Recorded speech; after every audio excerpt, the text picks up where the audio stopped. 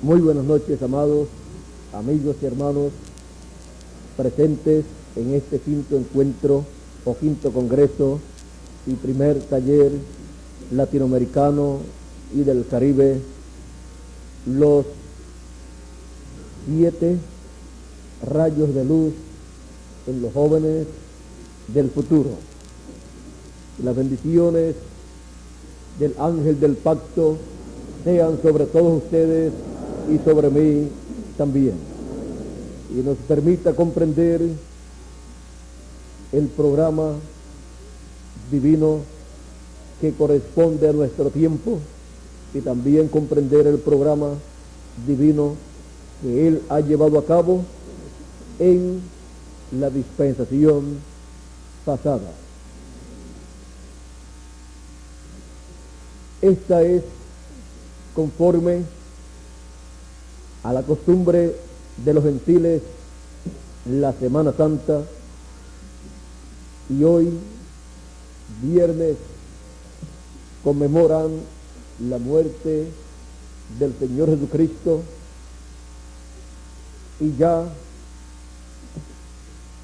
en la tarde del viernes fue sepultado conforme a la conmemoración que los gentiles llevan a cabo,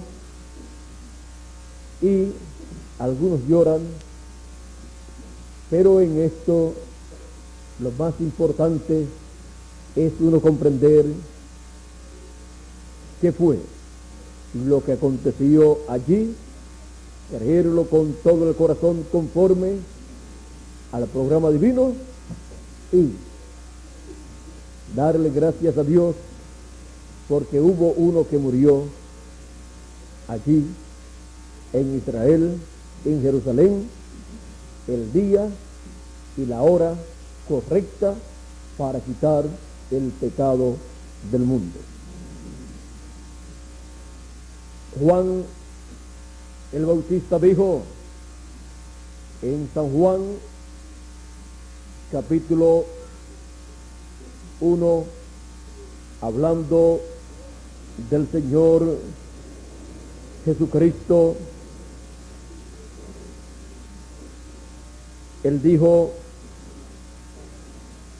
en el capítulo 1, verso 35 en adelante,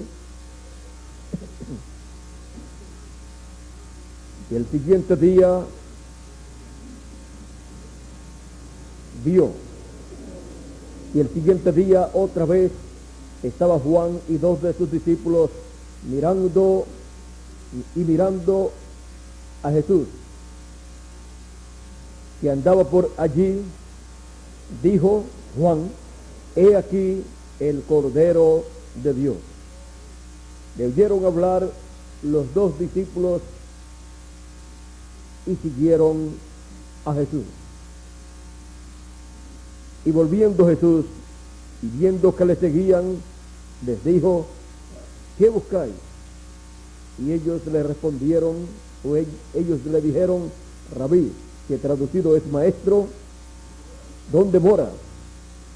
Les dijo: venid y ved. Y fueron y vieron dónde moraba, y se quedaron con él aquel día, porque era como la hora 10. Andrés, hermano de Simón Pedro, era uno de los 2 que habían oído a Juan el Bautista y habían seguido a Jesús. Este halló primero a su hermano Simón y le dijo: hemos hallado el Mesías, que traducido es el Cristo, y le trajo a Jesús. Y mirándole Jesús dijo: tú eres Simón, hijo de Jonás, tú serás llamado Cefas, que quiere decir Pedro. Que Dios bendiga su palabra en nuestros corazones y nos permita entender. El Señor Jesucristo, el Cordero de Dios. Pueden tomar asiento si tienen la bondad.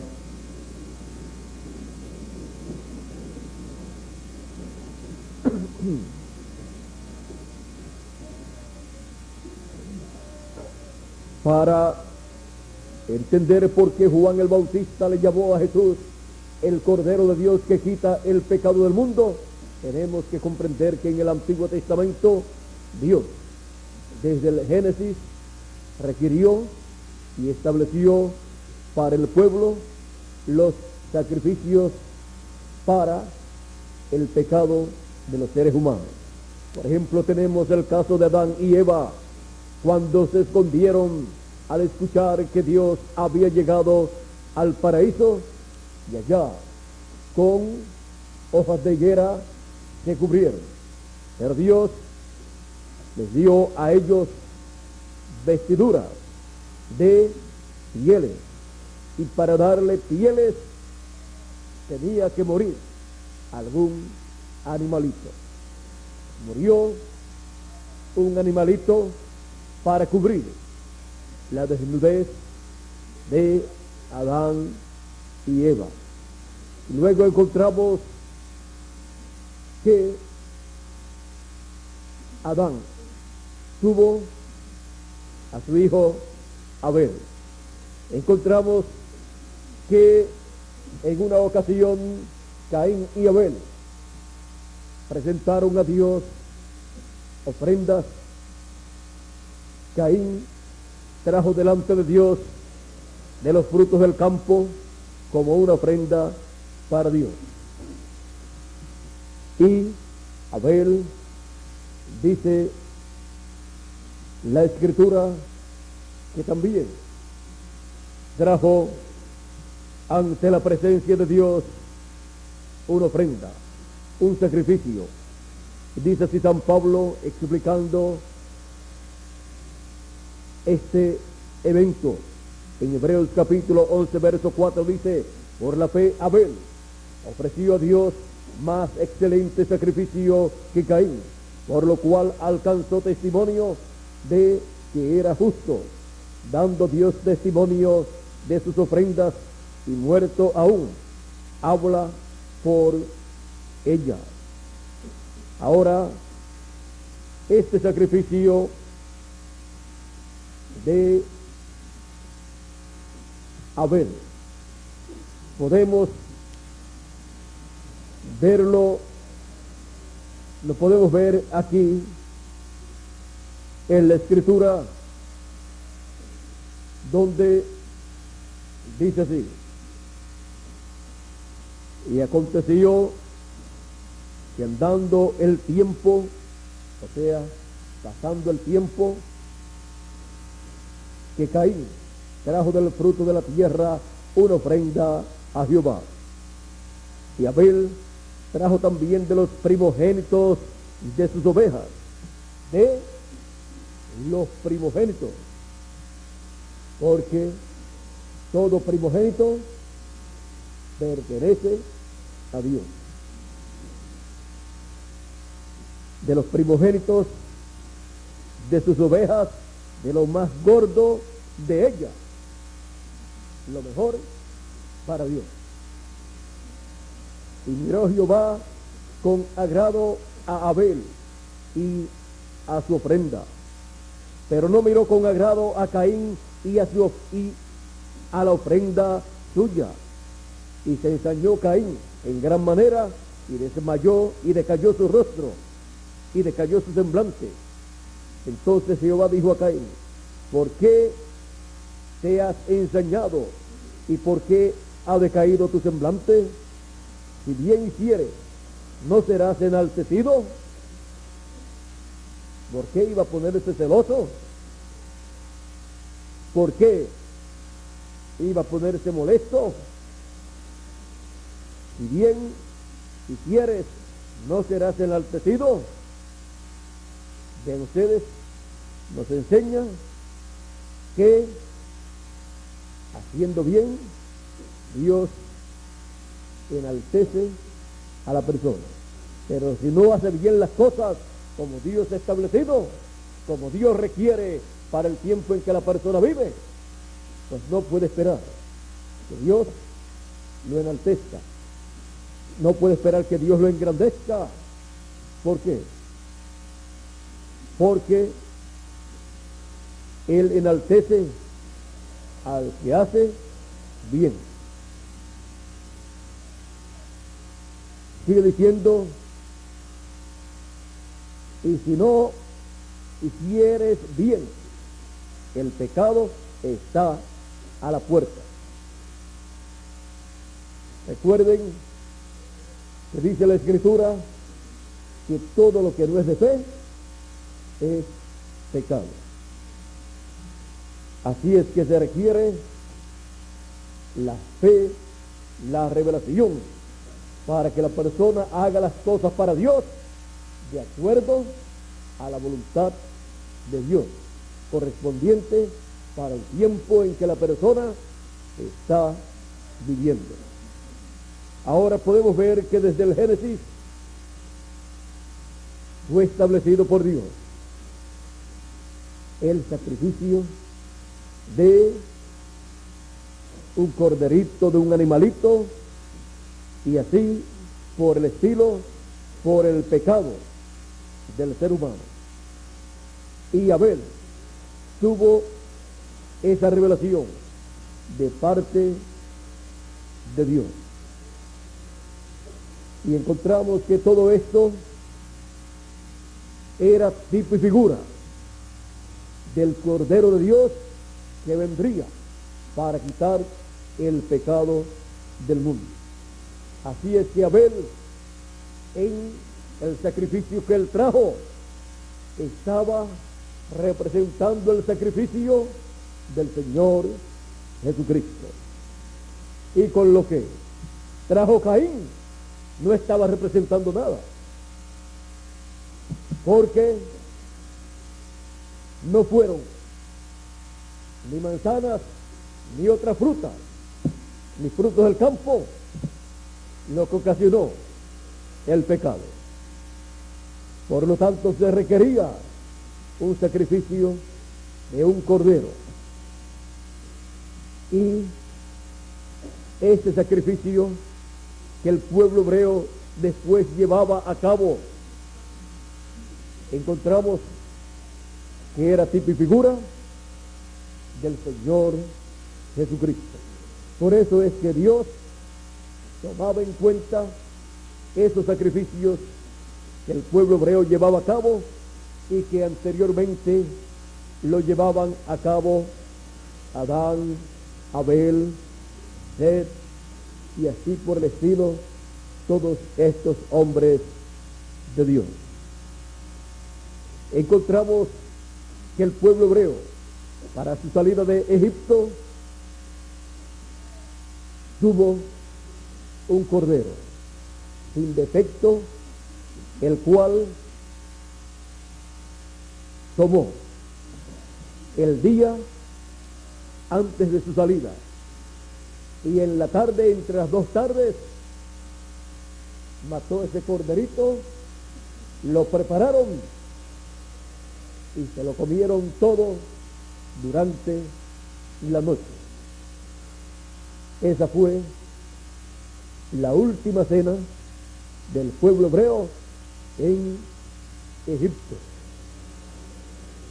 Y aplicaron la sangre de aquel cordero en el dintel de la puerta de cada casa donde estaban reunidos los creyentes en el mensaje de Moisés. Ellos hicieron conforme como Moisés les había enseñado, porque Moisés les enseñó conforme a como el ángel del pacto le había revelado a él. Y esa revelación era de acuerdo al programa de Dios. Vean ustedes, la Escritura nos dice en el libro de Hebreos que sin derramamiento de sangre no se hace remisión. Y por eso fue que Moisés, con sangre, roció todos los utensilios del templo, y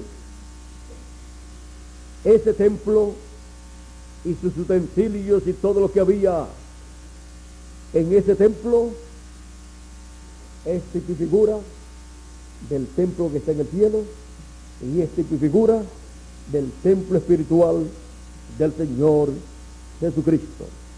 El templo espiritual del Señor Jesucristo, con el sacrificio del Señor Jesucristo, ha sido rociado con la sangre del Cordero de Dios.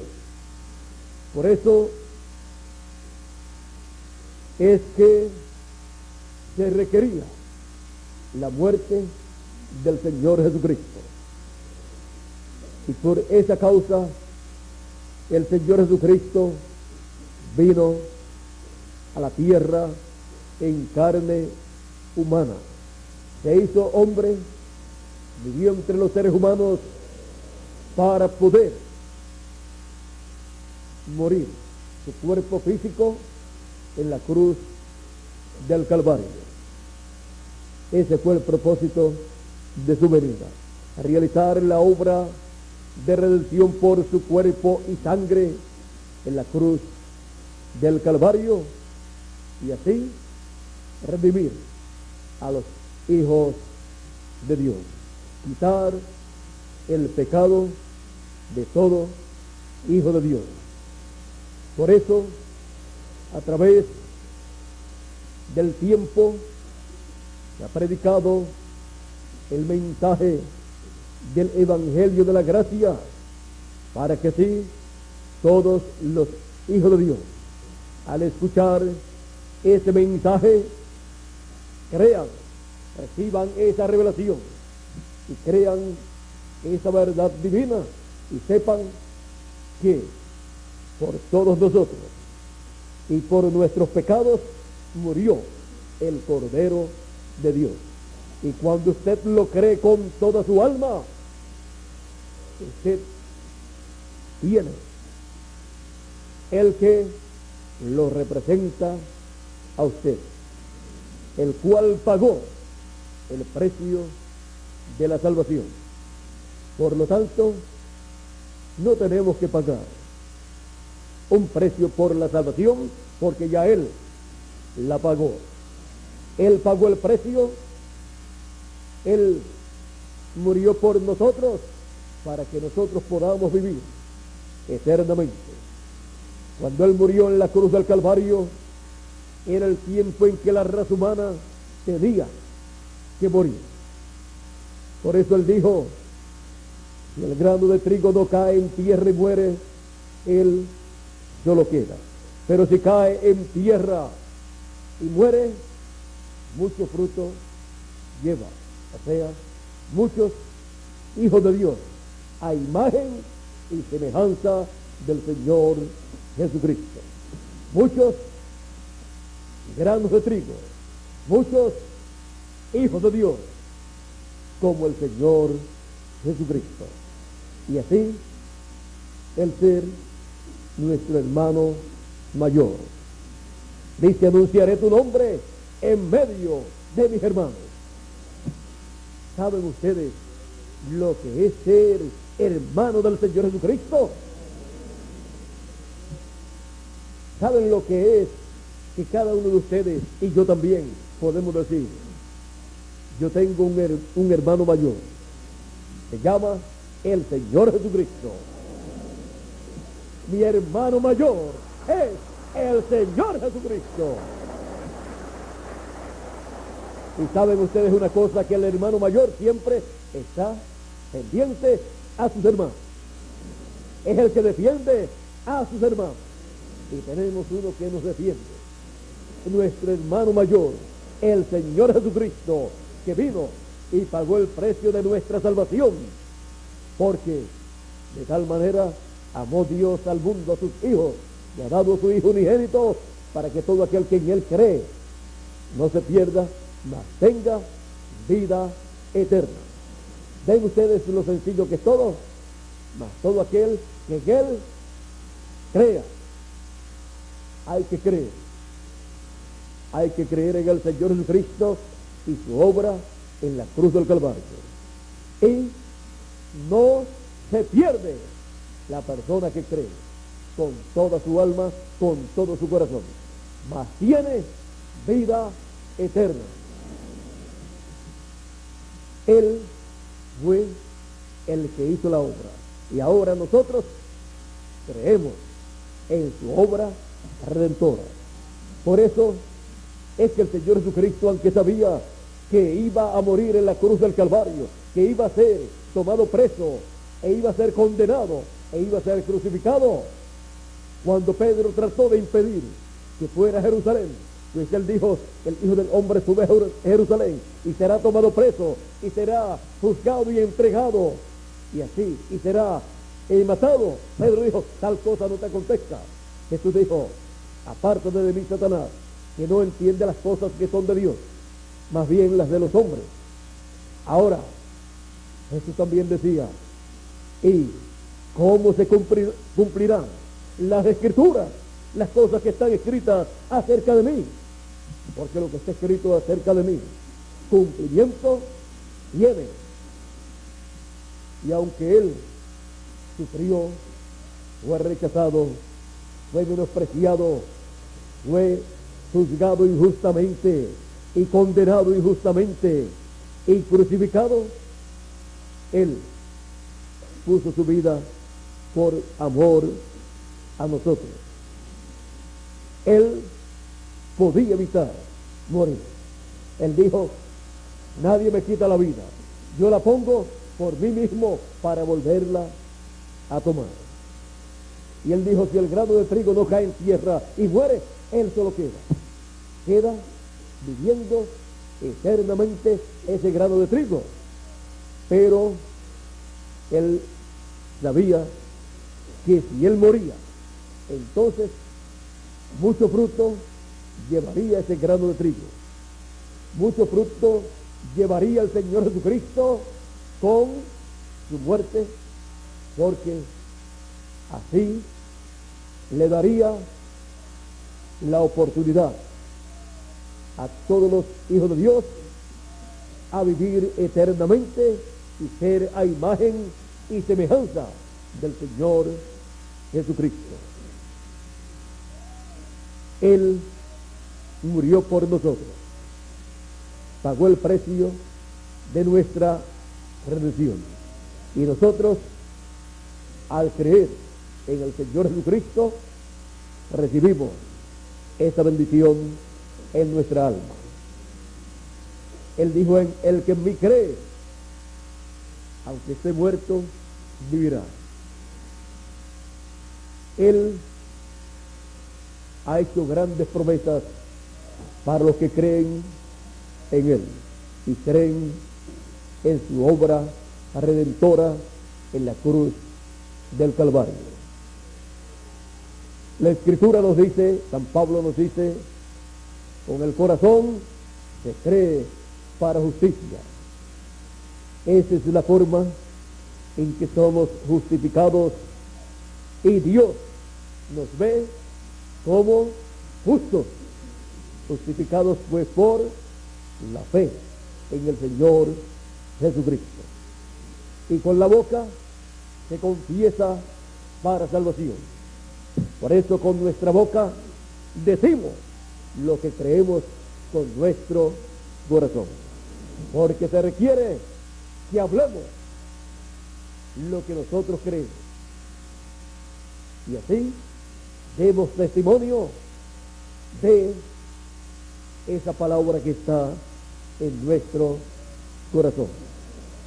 Ahora vean ustedes: Abraham creyó a Dios y le fue contado por justicia. Abraham creyó a Dios en su alma y confesó lo que él creía, y luego se materializó en él todo lo que él creía. Ahora dice la Escritura que por cuanto Abraham creyó a Dios, le fue contado, ¿por qué? Por justicia, no por las obras, sino por la fe. Y nos es contado por justicia a nosotros el creer en el Señor Jesucristo como nuestro Salvador, como el Redentor de nuestras almas, como el Redentor de todos los hijos de Dios. Él era el único que podía llevar a cabo esa obra de redención, pues todos los demás seres humanos habían venido por la unión de un hombre y de una mujer.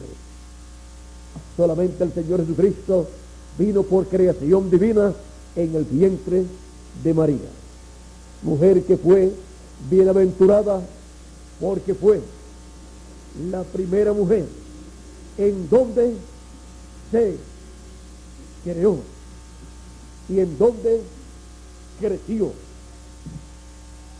un ser humano, un cuerpo, sin la intervención de un hombre. Fue ella en donde se cumplió la promesa de la mujer que tendría una simiente, la cual fue dada en el Génesis, cuando dijo Dios, la simiente de la mujer. Él habló de Cristo siendo la simiente de la mujer y habló de María siendo esa mujer que tendría ese hijo, el cual heriría al diablo en la cabeza y a la simiente del diablo también. Ahora encontramos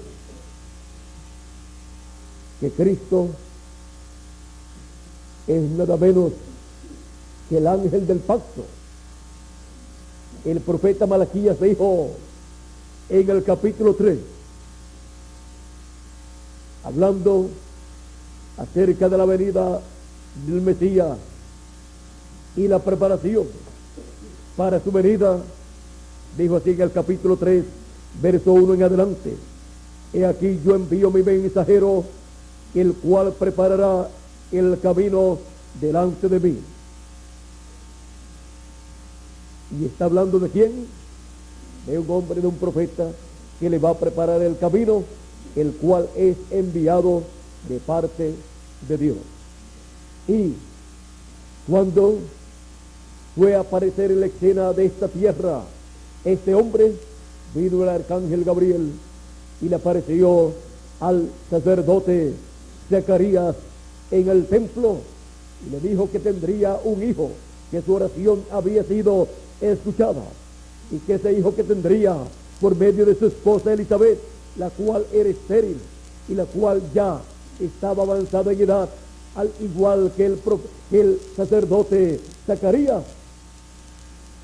el hijo que tendrían sería profeta del Altísimo y vendría con el espíritu y virtud de Elías y le prepararía el camino al Señor, le prepararía un pueblo bien apercibido.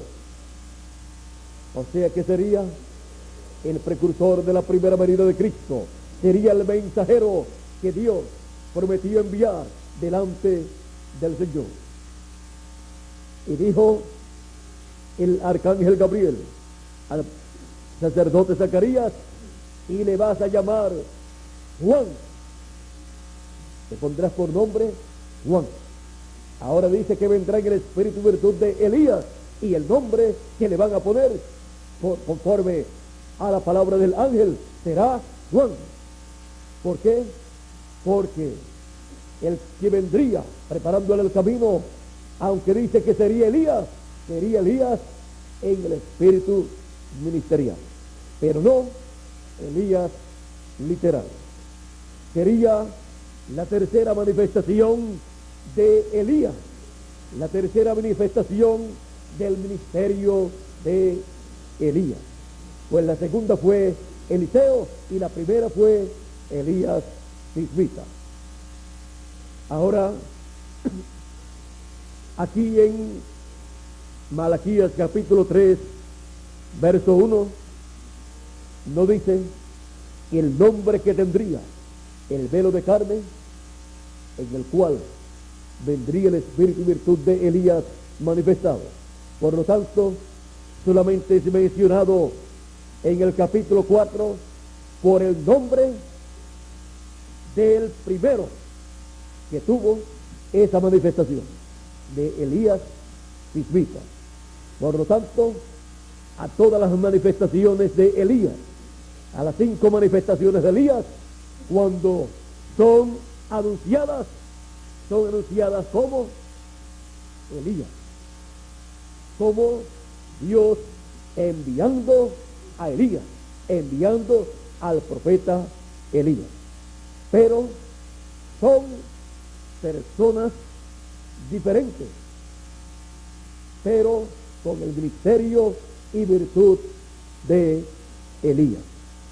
Pero el velo de carne recibe el nombre que le corresponde para ese tiempo en el cual Dios interviene, ya sea que estén conscientes o no estén conscientes las personas o los padres de la persona donde se cumple esta promesa.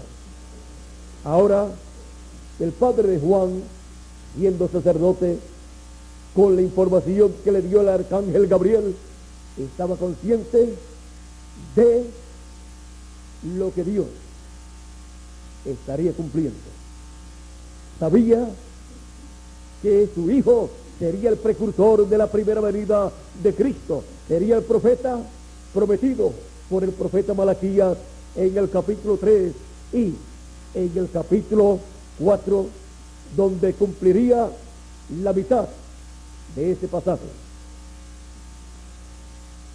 Juan el Bautista fue el nombre que el ángel le dijo a Gabriel, que el ángel Gabriel le dijo a Zacarías que le pusiera a su hijo. Ahora, el pueblo hebreo, el sumo sacerdote y los doctores de la ley están esperando a un hombre que venga con el nombre de Elías.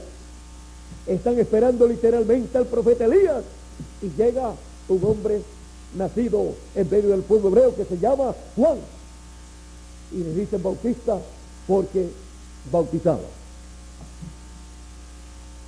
No podían ver que ese era el Elías que Dios había prometido en Malaquías capítulo 3 y también en Malaquías capítulo 4, donde cumplió la primera parte de ese pasaje.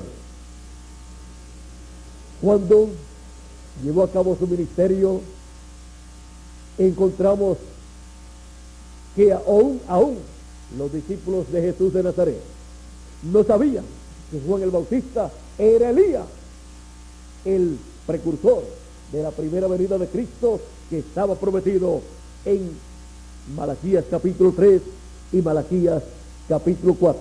Pero Juan sí lo sabía. Y cuando le preguntaron a él, aquellos que fueron enviados por los principales de la sinagoga, por los principales religiosos, le preguntan: ¿quién tú eres? ¿Eres tú Elías? No, dice Juan. Juan podía decir: no, yo soy Juan. O podía decir: no, yo no soy Elías en su cuarta manifestación. Pero él no les explicó mucho. No soy. ¿Eres tú el profeta? No, y era profeta. Pero ellos le estaban preguntando: ¿eres tú el profeta del cual Moisés dijo: profeta de entre vuestros hermanos, os levantará el Señor vuestro Dios? A él oíd.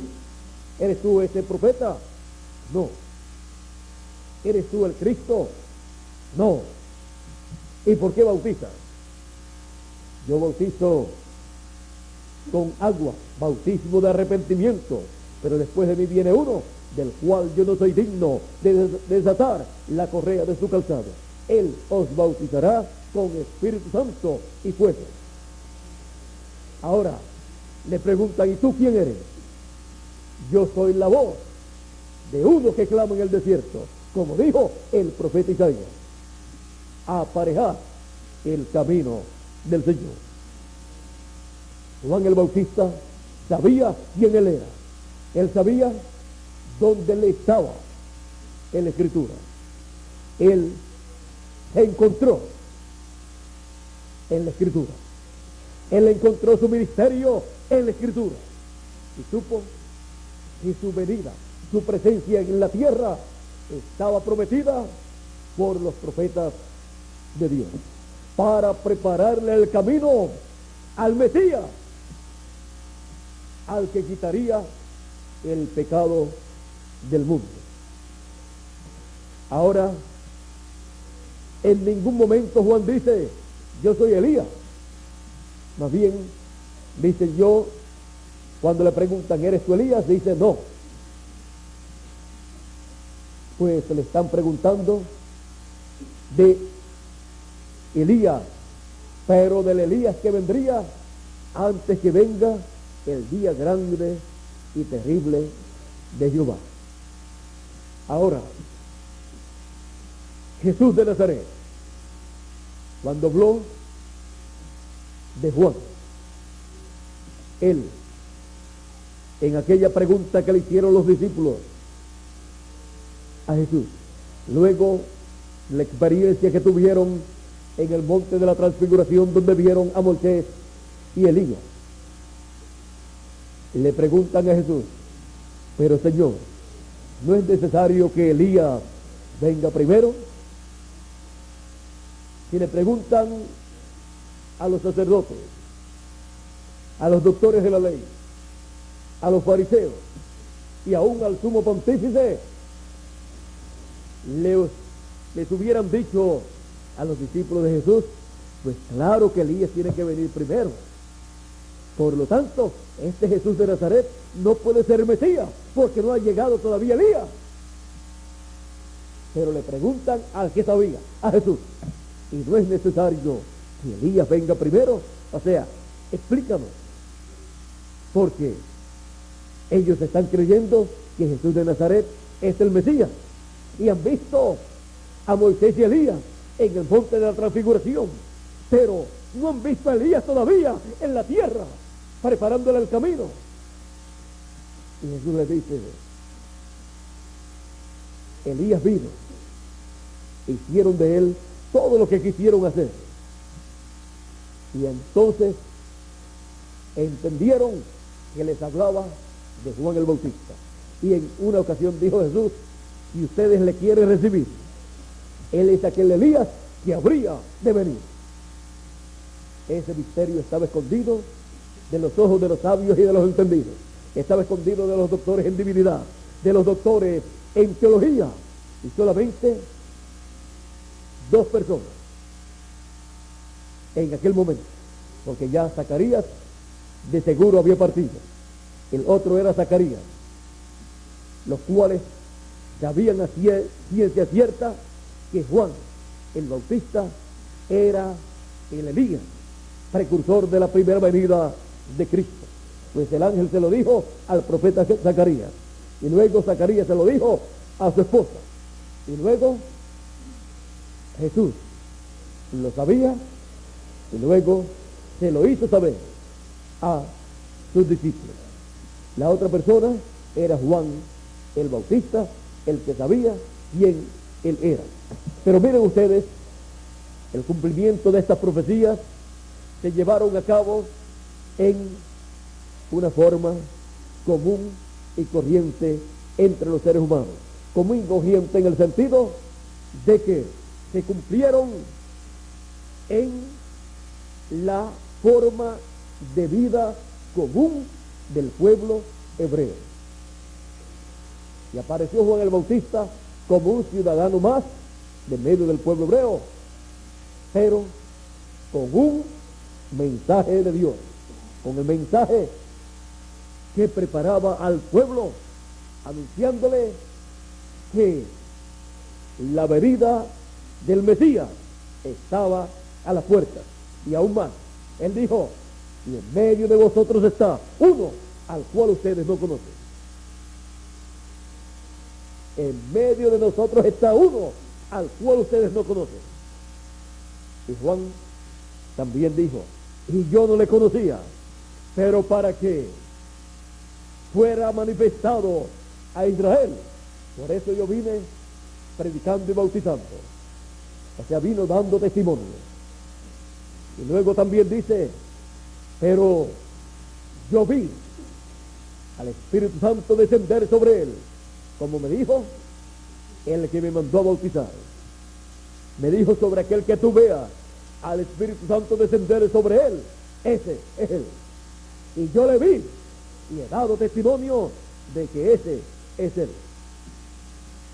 Juan dio testimonio de que Jesús de Nazaret, este joven carpintero, era el Cristo, el Mesías, al cual él le estaba preparando el camino, el cual bautizaría con Espíritu Santo y fuego. Ahora, todas estas cosas se cumplieron en una forma tan sencilla que cuando los doctores de la ley, los sacerdotes, los fariseos y saduceos y el sumo pontífice veía este cuadro, no podía creer que era el Mesías, Jesús de Nazaret, y menos que Juan el Bautista era el precursor del Mesías. Podían pensar mejor, allá está Juan el Bautista, bautizando y llamando al pueblo al arrepentimiento y diciendo que el Mesías está cerca, lo cual el sumo sacerdote no estaba haciendo. Y ahora presenta a su primo como el Mesías, porque eran aparentemente familias, porque María y Elizabeth eran parientes, eran primas. Por lo tanto, ahora miren ustedes, presenta a un hombre de Nazaret, a un joven carpintero de Nazaret como el Mesías, cuando el Mesías tiene que venir de Belén de Judea. Ven, como que todo estaba escondido de parte de Dios. Dios había escondido todo, y para aquellos grandes doctores todo era una confusión. No, esto es una confusión. ¿Cómo van a estar anunciando a este Jesús de Nazaret como el Mesías cuando él es de Nazaret? Bien decían ellos, los doctores de la ley, esta gente está maldita, esta gente no sabe, no conoce las Escrituras, y los que la conocían aparentemente no sabían el cumplimiento de las Escrituras. A Pedro y a los discípulos de Jesús podían decirle, pero ustedes no han leído la Escritura que dice que es de Belén de Judea el Cristo, y ustedes están ciegos diciendo que Jesús es el Mesías cuando él es de Nazaret. Pedro podía decir, mira, Caifás, mira, Anás, con todo mi respeto, ustedes pueden tener toda la razón, y yo sé que esa escritura es verdadera, pero yo sé que Jesús de Nazaret es el Mesías, aunque todavía no entiendo esta parte de Belén de Judea, pero algún día la entenderé.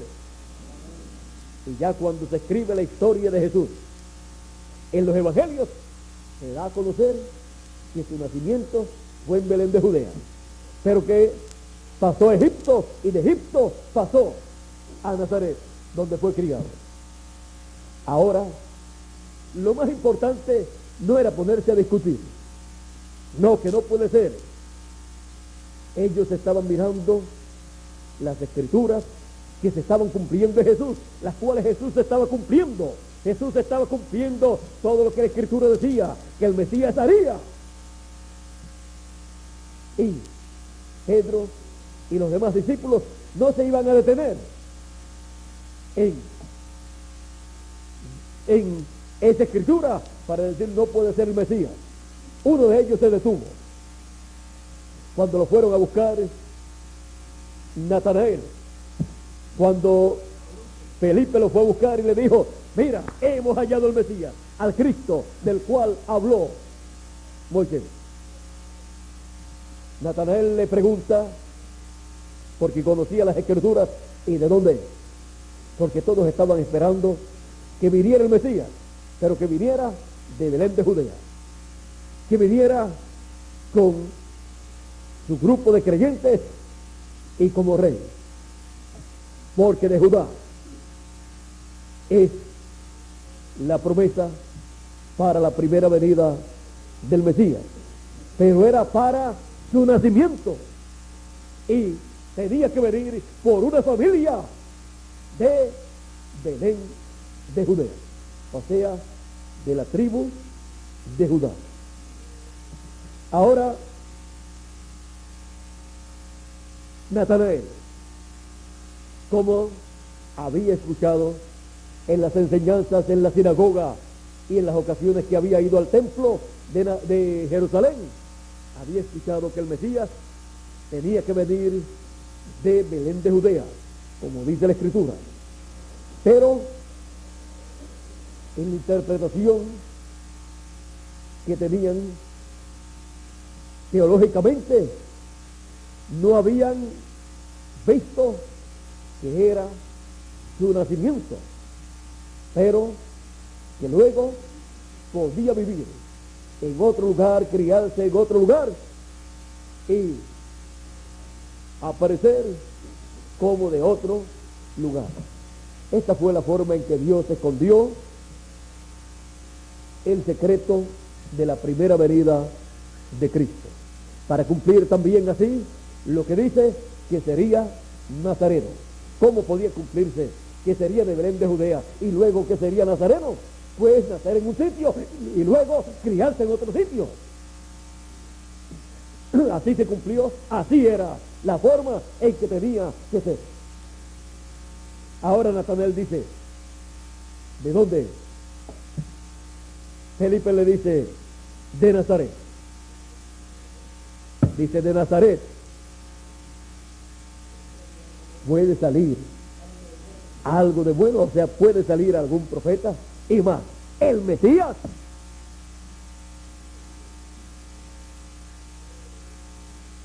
Felipe le dice, ven y ve. O sea, no vamos a discutir porque me vas a sacar la escritura que dice de Belén. Y entonces te tengo que sacar por acá la que dice que es nazareno y tú te vas a quedar esperando uno de Belén y yo uno de Nazaret. Vamos, ven y ven. Cuando llegó, Jesús dice, he aquí un verdadero israelita en el cual no hay engaño. Natanael le dice, ¿y de dónde tú me conoces? O sea, no se conocían. ¿De dónde me conoces? Jesús le dice, cuando estaba debajo de la higuera, te vi. Y así allí estaba orando, porque creía en la venida del Mesías y estaba esperando la venida del Mesías. Y cuando le dice así, le dije, tú eres el Cristo, tú eres el Rey de Israel. Se le olvidó hacerle la pregunta, ¿de dónde tú eres? Se le olvidó preguntarle, ¿eres tú de Belén? Porque Felipe me dijo que tú eras de Nazaret. ¿Eres de Nazaret o eres de Belén? No, se le olvidó. Porque cuando se ve que en esa persona se está cumpliendo lo que Dios ha prometido para ese tiempo, Felipe y Natanael y Pedro no se pusieron a buscar por acá y por allá para ver de dónde era, sino lo recibieron con todo su corazón y después, a medida que pasó el tiempo, conocieron la historia de dónde había nacido y a dónde había sido llevado cuando estaban matando a los niños y luego cuando fue llamado por el ángel para que pasaran de nuevo a Nazaret, donde habían estado viviendo José y María anteriormente. Ahora miren, Dios prende al sabio en su propia astucia. Con la propia astucia del sabio, el sabio viene y cuando ve algo, ahí se queda. Y Dios viene y da la vuelta por acá, por acá, por acá, y le aparece por aquí. Y él lo está esperando por aquí. Y Dios le aparece por acá y dice, no puede ser lo que yo estoy esperando. Yo le estoy esperando por aquí. Pero es que ya Dios estuvo por ahí y esa persona no se dio cuenta. ¿Y dónde estaban cuando nació en Belén de Judea? Se les puede decir irresponsables. No estuvieron en Belén de Judea aún, escuchando el anuncio de aquellos magos que dijeron, ¿dónde está el rey de los judíos que ha nacido? Porque su estrella hemos visto en el oriente. Y el rey Herodes llamó a los sacerdotes, a los doctores de la ley, a los fariseos y a todos ellos, y les preguntó, ¿dónde debe nacer el Cristo? Le dijeron, en Belén de Judea. ¿Y por qué no se fueron también con aquellos magos para Belén de Judea para ver si era cierto o no? El sumo pontífice debió de encabezar la caravana hacia Belén de Judea para recibir al Mesías en su nacimiento. Pero no lo hizo. ¿Ven lo que sucedió? Hay personas que esperan que Dios cumpla una promesa. Dios la cumple delante de ellos y no la creen. Y no están en el sitio que deben de estar para ver el cumplimiento de esa promesa y recibir su beneficio. Y después que pasa el tiempo y Dios está cumpliendo otra parte de su programa, entonces se ponen a reclamar, no, es que Dios tiene que cumplir eso. Ya lo cumplió y no lo viste. Bien les dijo el Señor Jesucristo, ciegos, guías de ciegos, no pudieron ver el evento más grande prometido para el pueblo hebreo para aquellos días. ¿De qué les valió ser tan importantes? De nada. No es asunto de grandeza humana, sino es asunto del programa divino que corresponde para cada tiempo, el cual Dios lo lleva a cabo siempre en forma sencilla, para que así las personas sencillas, sin necesidad de tener un doctorado en teología, puedan ver su programa y recibirlo. Y a medida que van recibiendo su palabra, van entendiendo todo el programa y cómo se va llevando a cabo ese programa.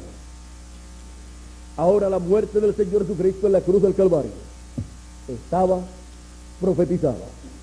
El profeta Isaías habló de ella en el capítulo 53 y dijo ahí cuál era la causa por la cual tenía que morir el Mesías.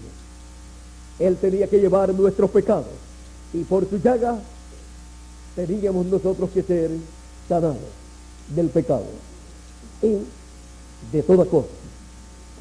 Ahora el profeta Isaías vio todas estas cosas y fueron escritas para que así fueran cumplidas. Y frente al pueblo hebreo en Jerusalén estaba cumpliéndose esta escritura y no podían verla porque pensaban que lo que estaba aconteciendo era una desgracia a este joven nazareno carpintero de Nazaret que quiso hacerse el rey de Israel y no pudo alcanzar ese propósito, esa meta. Pero no comprendieron que en esa parte, en su primera venida, él tenía que morir. Su cuerpo físico tenía que morir para así quitar el pecado del mundo y así cada uno de nosotros tener el sacrificio por el pecado en favor de cada uno de nosotros. Yo le doy gracias a Dios por la primera venida de Cristo y su obra en la cruz del Calvario. Él me amó a mí y a cada uno de ustedes y se entregó por nosotros en la cruz del Calvario. Él voluntariamente lo hizo y él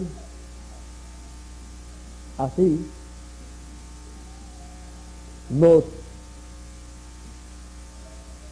ha salvado.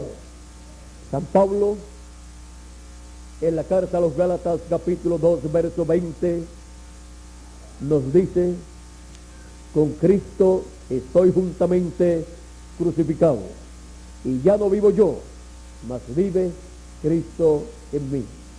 Y lo que vivo ahora, y lo que ahora vivo en la carne, lo vivo en la fe del Hijo de Dios, el cual me amó y se entregó a sí mismo por mí y también por cada uno de nosotros.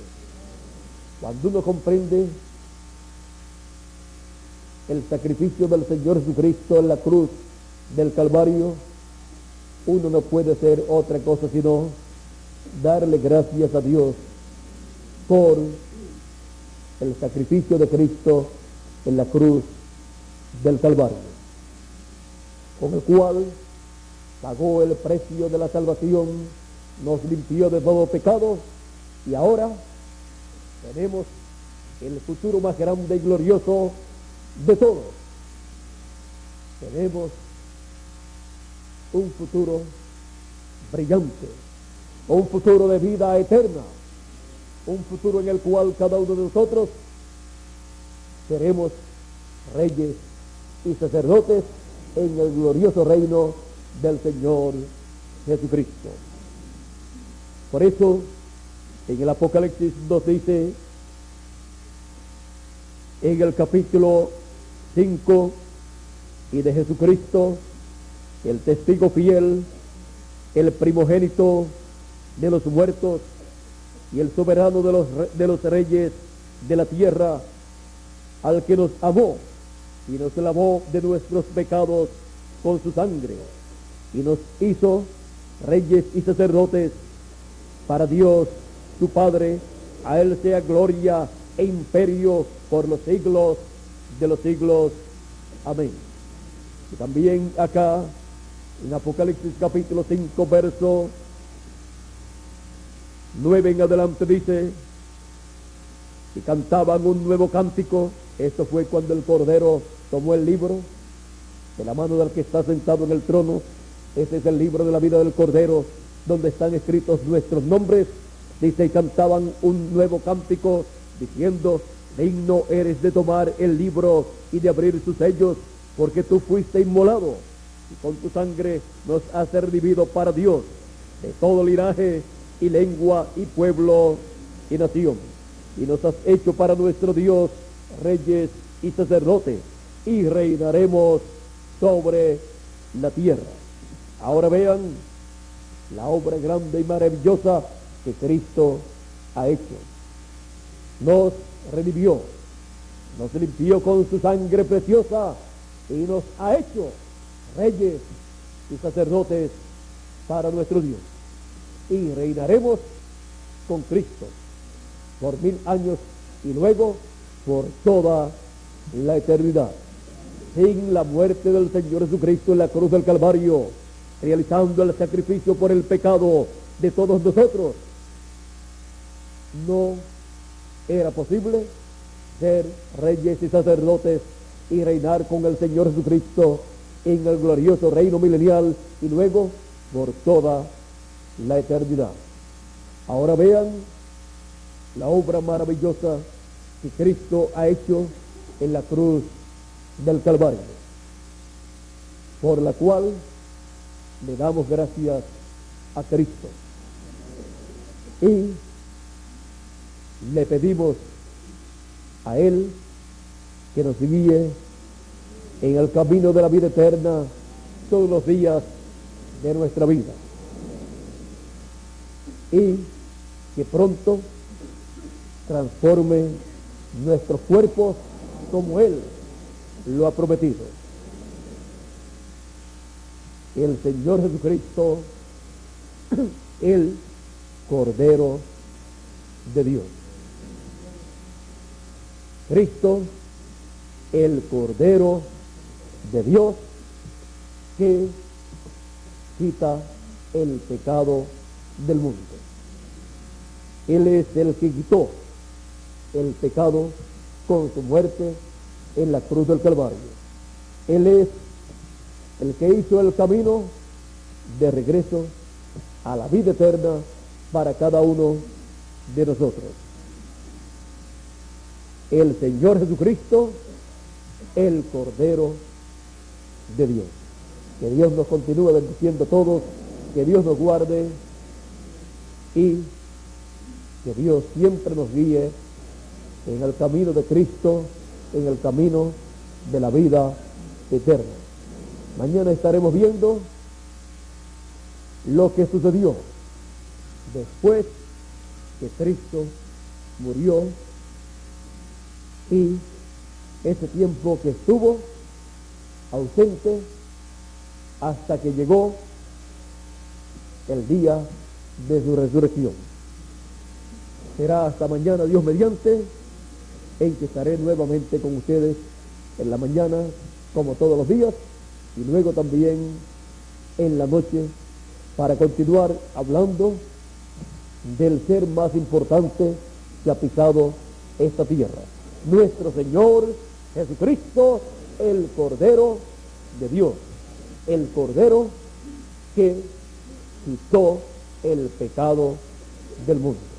Con nosotros nuevamente Miguel Bermúdez Marín para concluir nuestra parte en esta noche, dando gracias a Dios todos nosotros por el Cordero de Dios que quitó el pecado del mundo.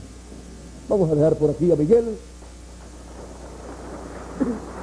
Que Dios les bendiga, que el ángel del pacto les bendiga con las bendiciones de la primogenitura, materializando esas bendiciones en nuestras vidas. Muchas gracias y buenas noches. Gracias,